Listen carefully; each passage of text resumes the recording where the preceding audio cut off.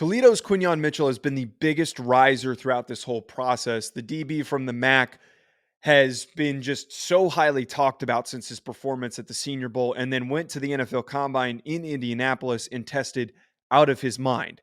There's a really good chance that Quinyon Mitchell ends up being the second corner in this class, which I can't remember the last time a DB from the MAC ended up going that early.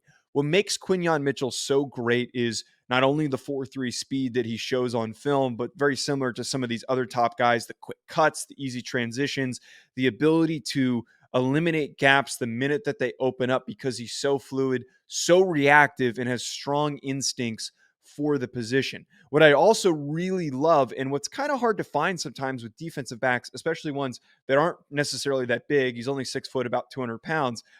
It's very hard to find DBs that are good tacklers, but Quinyon Mitchell shows up on a consistent basis, and when he has to come downhill and make a play, he finishes it. He doesn't allow guys to break tackles. He is so strong, and he almost plays like a safety the way that he breaks down and wraps guys up. Now, I understand he's going against MAC competition, but that showed up when he was at the Senior Bowl. And I think that this whole improvement throughout the process has just been so steady that he has checked every single box necessary for him to push himself into that number 2 spot.